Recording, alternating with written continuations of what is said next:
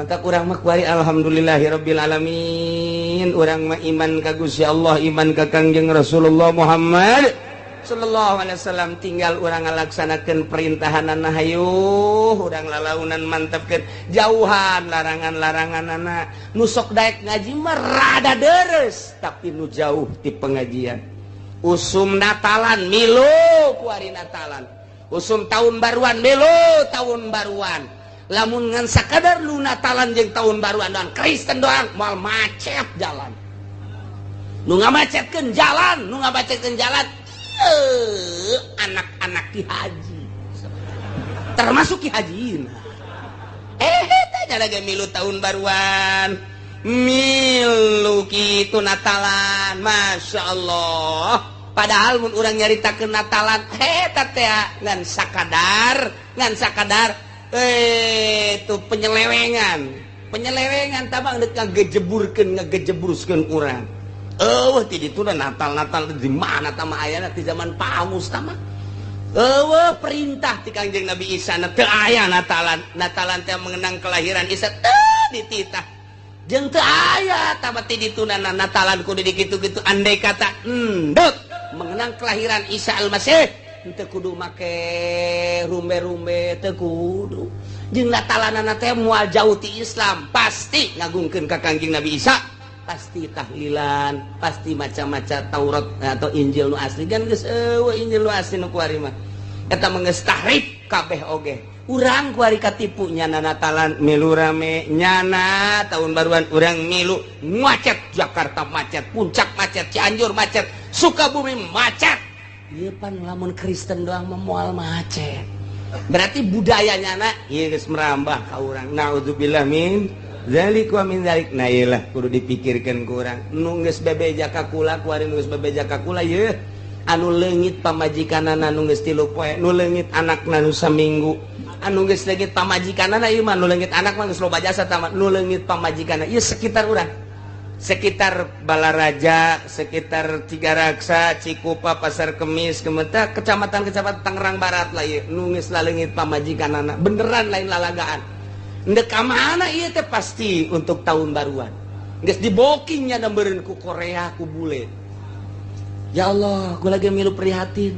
Ditanya kula salakina anu boga anak sabaraha, anu boga anak 2, anu boga anak 3, anu geus boga anak aya nu geus lila cenah rumah tangga nangan teu boga-boga anak. Laleungit coba ieu. Kira ge beres tahun baru maruncul deui. Periksa coba papalangkakan anak gua. Coba ngagedean kan teh coba ieu. Masya Allah. Baheula mah urang ngadenge tahun baru, ngadenge Natalan teh di kota kuari maka urang.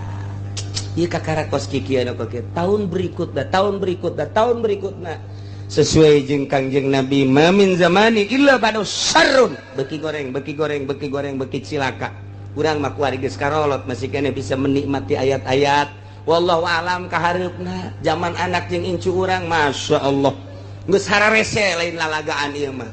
Zaman urang baheula keur leutik TV ngan saukur make aki. Eueuh aki geus hese teu bisa nonton TV. Kabelah dieuna geus make eta naon gara colokan kuari mah TV di bawah geus make 3G geus make BlackBerry kuari geus aya sistem anyar deui. Wah geus sagala rupa canggih kuari mah geus kadugalan kagorengan dibawa terus setiap saat ka kamar mandi, di jalan, di mobil dan lain sebagainya. Mopo ka Gusti Allah. Ieu keur carita zaman urang aya keneh urang isuk pageto anak jeung incu urang mun eueuh kiai nu teger engke deuk kumaha. Kiai geus balalang kurut kabeh kos kitu kabeh. Ku Gusti Allah geus dinonaktifkan Gusti Allah. Dia sarua kiai jeung lain kiai, batur geridit nyana leuwih hebat geriditna, batur nyen proposalna hiji nyana mah 5. Berarti cinta dunia na luar biasa nu ngelempeng-lempeng jeung nasehatan anak incu urang coba. Naudzubillah min zalik wa min zalik.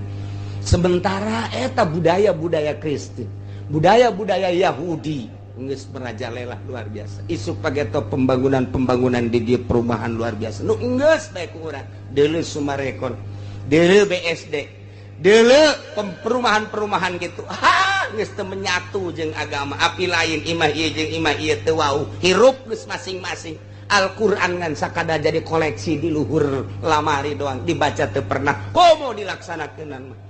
Nggak kumaha sekeliling urang ya perumahan lain ulah mun urang ningali motivasinya sangat bagus tapi kandas agama. Pemerintah geus teu bisa dipercaya ku urang, teu bisa dipercaya di bidang agama. Nah, depan aja pemerintah ge ancul-anculan kos gitu atuh. Pemerintah geus acak-acakan, mui geus acak-acakan. Kuari geus kanyahoan aya sababaraha perusahaan anu make barang haram mui make label halal halal ke. Geus sabaraha coba. Tapi kok teu dilaksanakeun. Di samping eta deui aya nu lain perusahaan-perusahaan gede, perusahaan-perusahaan semacam perusahaan baso, semacam perusahaan-perusahaan nu kos itu ieu teh aya campuran-campuran barang haram. Ketika didatangan mah kadinya nyana nyaritakeun halal padahal make barang-barang anu haram ieu teh geus lain lalagaan di urang. Endeu kumaha geubah kahareupna ieu. Ieu geus carita teori iwati urang mun tayang ka Gusti Allah. Gusti, mudah-mudahan anak incu urang disalametkeun ku Gusti. Dibere engke nu mawa petunjukna kiai anu lurus, kiai nu bener-bener nu ningalina Allah Subhanahu wa taala tanpa aya embel-embel nafsu jeung dunia. Amin ya rabbal alamin. Gusti mah maha kawasa. Tapi lamun urang ningali sejarah Kangjeng Nabi istimewa, zaman sahabat sangat istimewa, zaman tabi'in istimewa, setelah tabi'in geus mulai rapuh. Ya, 500 tahun Hijriah bangkit deui zaman Raden Patah. Tidinya teu kebel kurang ti saabad. Ti harita can pernah bangkit deui datang ka kuari. 1400 can bangkit deui. Kakarak endeu kamari lamun nyawa sejarah kamari tinggal salengkaheun deui. Ketika Saddam Hussein jeung Osama bin Laden berjuang tinggal salengkaheun deui. Runtuh Kristen jeung Yahudi. Tetapi Allah encan menghendaki bunuh Saddam, bunuh itu Osama bin Laden, kuari bangkit deui. Encan kamari teh lamun sangat mengamati perjalanan Osama bin Laden jeung Saddam Hussein, dua manusia eta ngejungkel Kristen, ngejungkel Yahudi. Di urang teh kurang lantaran informasi dati ditu teh dikaburkeun. Teu meunang urang mencintai itu. Teu meunang urang teh terus mengikuti, teu meunang lantaran urang bertekuk lutut ke Amerika. Nah, kuari geus encan, kuari keur bujurna rarame-na kuari teh.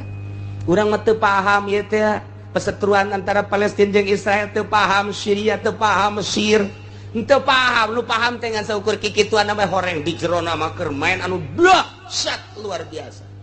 Mentak geus, urang kuari mah ngadoa bae andai kata Gusti eta memperjuangkeun agama kitu bae. Nyuhunkeun dipuntayangan ku Gusti, nyuhunkeun dibere kekuatan ku Gusti. Iwati kitu. Lamun di jerona lain kenakalan agama, maknya orok di berondong drat naon salahna. Maknya ibu-ibu di berondong drat naon salahna. Naon kasalahanana? Di Irak mainnya atuh perang kos kitu ded masyarakat kabeh. Agama lantaran boga sejarah. Moal kaluar ti 10 negara sejarah. Sejarah Islam dunia moal kaluar ti 10. 10 begitu diamati teh. 1 Syria, nomor kedua Mesir, nomor ketiga Baghdad Irak, nomor keempat Iran, nomor kelima Turki, nomor ke-6 Yordan, nomor ke-7 Yaman, nomor ke-8 itu Palestina, ke-9 Israel, terakhir iya Mekah jeung Madinah. 10 negara.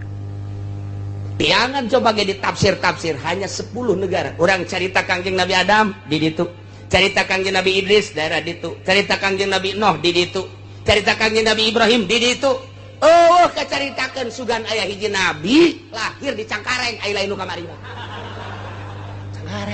Emang isin nggak ada yang nabi lahir di Cangkareng. Masya Allah, Masya Allah. Berak ngarana teh ya Allah, teu pantes jasa. Tuh gini. Ingat ke MZ pisan, ke MZ. Orang Kangjeng Nabi Muhammad mengenahin jasa. Ya Habibi ya Muhammad nikmat cek. MZ ya mengenang MZ. Coba nu eta. Ya Habibi ya tugimin. Aya beta MZ. Sakitu nama Masya Allah. Nah mal keluar di nyata sejarah orang menyaritakan Kangjeng Nabi Ibrahim Syria berarti Syam, orang nyaritakan Kangjeng Nabi Nuh Turki berarti, orang nyaritakan Kangjeng Nabi Ayub Baghdad berarti, orang nyaritakan Kangjeng Nabi kitu Yunus Nenawi Sarwa Baghdad. Kuburan-kuburanna masih aya kene nu mantak kuari lamun urang ka Baghdad moal mah 10 poe zarah aya beberapa nabi. Urang ka Syria aya sababaraha nabi, ka Turki ka ditu ka Yordan. Encan kuburan-kuburan para sahabat. Masya Allah moal kaluar ti negara eta. Nyaritakeun urang berbagai tafsir, nyaritakeun Kangjeng Nabi Nuh eta caah di mana, Gunung Judina di mana. Geus araraya kabeh di negara itu kabeh turunan. Urang mah kadi zaman harita mah encan aya Cikupa, encan aya Pasir Gadung, encan aya lah anyar tama kos gitu. Tetapi lamun kurang diamati Indonesia nu anyar tahun 500 kakarak bedah Indonesia zaman Wali Sanga, tapi kuari termasuk negara terbesar Islam. Alhamdulillahirabbil alamin. Ieu pohara Indonesia teh pohara Islam nu pangloba-lobaan. Cuman kuari mun ngukur kualitas Masya Allah ngan tetep bae urang mah mun tayang jaaya baheula pejuangna para wali Allah janyana mah pan teu maot. Mantak begitu Muhammadiyah ngaharamkeun ziarah bangkit bangsa Indonesia ka orok-orok hayang ziarah. Menang sae eta mun lain menang Allah moal bisa. Wah beh zararah, penting mah zarah beh salat gitu. Timbal pagede-gede oh masalah. Ya Allah ya Rabbi leilah lalakon dakwahna Kangjeng Nabi make metode anu rapih langsung ti Gusti Allah. Ketika itu teu beres indit kegeus tiis datang deui rapihan manusia sangkan ulah ka neraka. Kitulah konsep dakwah teh. Bebener jelema teh tuduhkeun jalan anu lurus. Ieu meunang ieu henteu bejakeun. Ieu wajib, ieu sunah bejakeun. Ieu makruh, ieu mubah bejakeun. Ulah eureun-eureun tanpa aya embel-embel muatan selain daripada dakwah. Mudah-mudahan urang kabehan dibere kuat. Pemerintah urang mudah-mudahan dibere teger, dibere lurus jeung adil. Para kiai nage mudah-mudahan dibere kararuat ku Gusti Allah sehingga bumi pertiwi Indonesia makmur, kuat agamana, kuat negara jeung bangsana, sehingga urang kabehan ada dina ridho Allah Subhanahu wa taala. Bi barakati Ummul Quran Al-Fatihah. Bismillahirrahmanirrahim. Alhamdulillahirabbil alamin. Arrahmanirrahim. Maliki yaumiddin. Iyyaka na'budu wa iyyaka nasta'in. Ihdinas siratal mustaqim. Siratal ladzina an'amta 'alaihim ghairil maghdubi 'alaihim waladdallin. Allahumma shalli wa sallim ala sayyidina Muhammadin fil awwalin wal akhirin wa barik wa sallim wa radiyallahu ta'ala an sadatina ashabi sayyidina Rasulillah ajma'in. Min ya Allah ya rabbal alamin. Allahumma ihdinas siratal mustaqim. Allahumma ihdinas siratal mustaqim. Allahumma ihdinas siratal mustaqim. Siratal ladzina an'amta 'alaihim minan nabiyyin wasiddiqin wasyuhada'i wassalihin wa hasuna ulaika rafiqa. Dzalikal fadlu minallah. Maka urang mah kuari alhamdulillahirabbil alamin. Urang mah iman ka Gusti Allah, iman ka Kangjeng Rasulullah Muhammad sallallahu alaihi wasallam. Tinggal urang ngalaksanakeun perintahanana hayuh, urang lalaunan mantepkeun jauhan larangan-laranganana. Nu sok daek ngaji mah rada deres, tapi nu jauh ti pengajian. Usum Natalan milu kuari Natalan. Usum tahun baruan milu tahun baruan. Lamun ngan sakadar lu Natalan jeung tahun baruan doang Kristen doang moal macet jalan. Nu ngamacetkeun jalan, anak-anak Ki Haji. Termasuk Ki Haji. Teh jalaga milu tahun baruan. Milu kitu Natalan, Masya Allah. Padahal mun urang nyaritakeun Natalan, eta teh ngan sakadar itu penyelewengan tabang dek ngagejeburkeun urang. Natal di mana tama ayana di zaman Paus tama perintah ti Kangjeng Nabi Isa teu aya Natalan teh mengenang kelahiran Isa dititah jeung teu aya tabati ditunana Natalan kudu dikitu-kitu andai kata endeup mengenang kelahiran Isa Al-Masih teu kudu make rumbe-rumbe teu kudu jeung Natalanana teh moal jauh ti Islam pasti ngagungkeun ka Kangjeng Nabi Isa pasti tahlilan pasti macam-macam Taurat atau Injil nu asli kan geus Injil nu asli nu kuari mah eta mah geus tahrif kabeh oge urang kuari katipu nyana Natalan milu rame nyana tahun baruan urang milu macet Jakarta macet Puncak macet Cianjur macet Sukabumi macet ieu pan lamun Kristen doang mah moal macet berarti budayanya na ieu geus merambah ka urang naudzubillah min zalik wa min zalik nah iyalah kudu dipikirkan kurang nu geus bebeja ka kula kuari nu geus bebeja ka kula yeuh anu leungit pamajikanana nu geus 3 poe nu leungit anakna nu saminggu anu geus leungit pamajikanana ieu mah nu leungit anak mah geus loba jasa tamat nu leungit pamajikanana ieu sekitar urang sekitar Balaraja sekitar Cigaraksa Cikupa Pasar Kemis Kemeta kecamatan-kecamatan Tangerang Barat lah ieu nu geus leungit pamajikanana beneran lain lalagaan ndek mana iya teh pasti untuk tahun baruan geus dibokingnya nambereun ku Korea ku bule ya Allah ku lagi milu prihatin ditanya kula salakina anu boga anak sabaraha anu boga anak 2 anu boga anak 3 anu geus boga anak aya nu geus lila cenah rumah tangga nangan teu boga-boga anak laleungit coba ieu ke gira-gira beres tahun baru maruncul deui periksa coba papalangkakan anak gua coba ngagedean kan teh coba ya. Masya Allah baheula mah urang ngadenge tahun baru ngadenge Natalan teh di kota kuari maka urang ieu kakarakos kikieu kieu tahun berikutna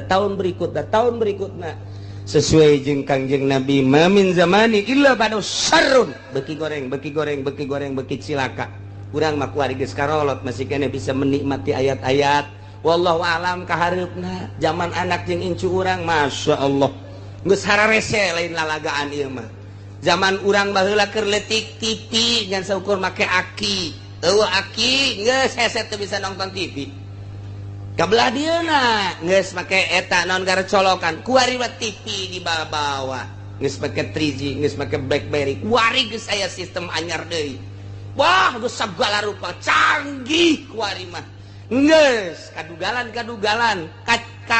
kagorengan dibawa terus setiap saat ke kamar mandi di jalan di mobil dan lain sebagainya mopo ka Gusti Allah ieu keur carita zaman urang aya keneh urang isu pageto anak jeung incu urang mun eueuh kiai nu teger engke kumaha kiai geus balalang kurut kabeh kos kitu kabeh ku Gusti Allah geus dinonaktifkan Gusti Allah dia sarua kiai jeung lain kiai batur geridit nyana leuwih hebat geriditna batur jen proposalna hiji nyana mah 5 berarti cinta dunia na luar biasa nu ngelempeng-lempeng jeung nasehatan anak incu urang coba naudzubillah min zalik wa min zalik sementara eta budaya-budaya Kristen budaya-budaya Yahudi geus merajalela luar biasa isu pageto pembangunan di dieu perumahan luar biasa nu geus bae ku urang deuleu Sumarekon deuleu BSD dele perumahan-perumahan gitu geus teu menyatu jeung agama api lain imah ieu jeung imah ieu teu wau hirup geus masing-masing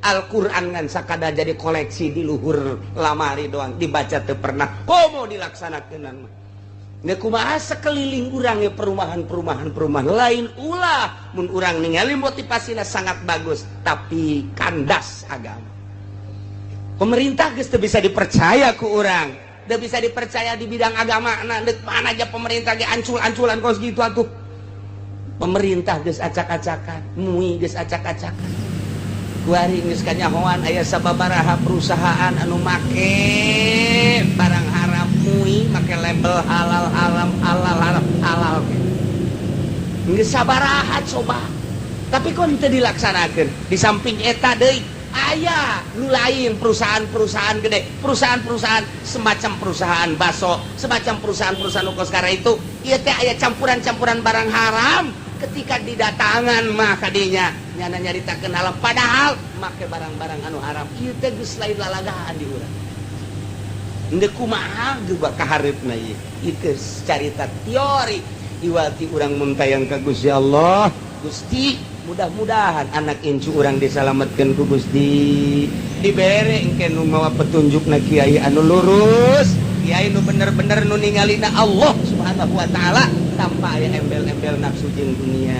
Amin ya rabbal alamin. Gusti maha kawasa. Tapi lamun urang ningali sejarah, sejarah Kangjeng Nabi istimewa, zaman sahabat sangat istimewa, zaman tabi'in istimewa, setelah tabi'in geus mulai rapi.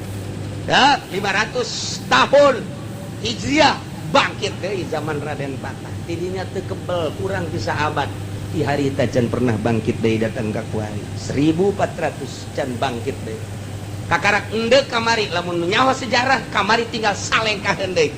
Ketika Saddam Hussein jeung Osama bin Laden berjuang tinggal salengkaheun deui. Runtuh Kristen jeung Yahudi. Tetapi Allah encan menghendaki bunuh Saddam, bunuh itu Osama bin Laden, kuari bangkit deui. Enca kamari teh lamun sangat mengamati perjalanan Osama bin Laden jeung Saddam Hussein, dua manusia eta ngejungkel Kristen, ngejungkel Yahudi.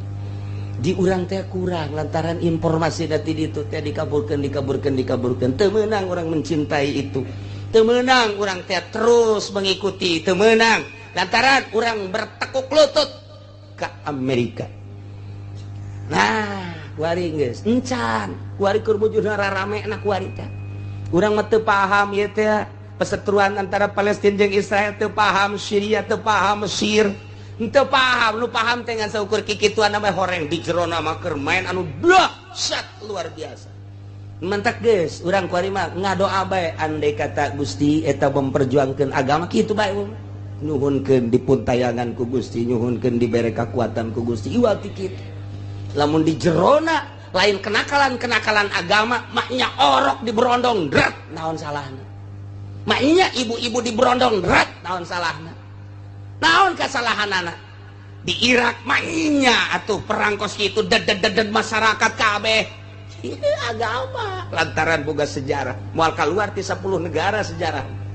Sejarah Islam dunia moal kaluar ti 10. 10 begitu diamati teh. 1 Syria, nomor kedua Mesir, nomor ketiga Baghdad, Irak, nomor keempat Iran, nomor kelima Turki, nomor ke-6 Yordan, nomor ke-7 Yaman, nomor ke-8 itu Palestina, ke-9 Israel, terakhir Mekah jeung Madinah. 10 negara. Tiangan coba ge ditafsir-tafsir hanya 10 negara. Orang cerita Kangjeng Nabi Adam di ditu. Cerita Kangjeng Nabi Idris daerah ditu, cerita Kangjeng Nabi Nuh di ditu, cerita Kangjeng Nabi Ibrahim di ditu. Oh, kacaritakeun sugan aya hiji nabi lahir di Cangkareng, aya lain nu kamari mah. Cangkareng. Aya mah isin ngadengkeun nabi lahir di Cangkareng. Masya Allah. Aya brak ngaranna teh ya Allah, teu pantes jasa. Tuh gini. Ingat ka MZ pisan da MZ. Orang Kangjeng Nabi Muhammad mengenahin jasa. Ya Habibi ya Muhammad nikmat cek. MZ ya mengenang MZ. Coba nu eta. Ya Habibi ya Tugimin. Aya beta MZ. Sakitu nama Masya Allah. Nah, mal keluar ti dinya teh sejarah. Urang menyaritakeun Kangjeng Nabi Ibrahim Syria berarti Syam. Urang nyaritakeun Kangjeng Nabi Nuh Turki berarti. Urang nyaritakeun Kangjeng Nabi Ayub Baghdad berarti. Urang nyaritakeun Kangjeng Nabi kitu Yunus Nenawi sarua Baghdad. Kuburan-kuburanna masih araya kene, aya kene. Nu mantak kuari lamun urang ka Baghdad moal mah 10 poe zarah aya beberapa nabi. Urang ka Syria aya sababaraha nabi, ka Turki, ka ditu ka Yordan. Encan kuburan-kuburan para sahabat. Masya Allah moal kaluar ti negara eta. Nyaritakeun urang berbagai tafsir, nyaritakeun Kangjeng Nabi Nuh eta caah di mana, gunung judina di mana. Geus araraya kabeh di negara itu, kabeh turunan. Urang mah kadi zaman harita mah encan aya. Encan aya Cikupa, encan aya. Encan aya Pasir Gadung, encan aya. Lah anyar tah makos kitu. Tetapi lamun kurang diamati Indonesia nu anyar. tahun 500 kakarak bedah Indonesia zaman Wali Sanga, tapi kuari termasuk negara terbesar Islam. Alhamdulillahirabbil alamin. Ieu pohara Indonesia teh pohara Islam no moh pangloba-lobaan. Cuman kuari mun ngukur kualitas Masya Allah ngan tetep bae urang mah mun tayang jaaya baheula pejuangna para wali Allah janyana mah pan teu maot. Mantak begitu Muhammadiyah ngaharamkeun ziarah, bangkit bangsa Indonesia ka orok-orok hayang ziarah. Menang saha eta mun lain menang Allah moal bisa. Wah beh zararah, penting mah zarah beh, salat gitu. Timbal pagede-gede, oh masalah. Ya Allah ya Rabbi, leilah lalakon dakwahna Kangjeng Nabi make metode anu rapih langsung ti Gusti Allah. Ketika itu teu beres indit ke geus tiis datang deui rapihan manusia sangkan ulah ka neraka. Kitulah konsep dakwah teh. Bebener jelema teh tuduhkeun jalan anu lurus. Ieu meunang ieu henteu bejakeun. Ieu wajib, ieu sunah bejakeun. Ieu makruh, ieu mubah bejakeun. Ulah eureun-eureun tanpa aya embel-embel muatan selain daripada dakwah. Mudah-mudahan orang kabehan diberi kuat, pemerintah orang mudah-mudahan diberi teger, diberi lurus jeung adil, para kiai nage mudah-mudahan diberi kararuat ku Gusti Allah sehingga bumi pertiwi Indonesia makmur, kuat agamana, kuat negara jeung bangsana, sehingga orang kabehan ada dina ridho Allah Subhanahu wa taala di barakati Ummul Quran. Al-Fatihah. Bismillahirrahmanirrahim. Alhamdulillahirabbil alamin. Arrahmanirrahim. Maliki yaumiddin. Iyyaka na'budu wa iyyaka nasta'in. Ihdinas siratal mustaqim. Siratal ladzina an'amta 'alaihim ghairil maghdubi 'alaihim waladdallin.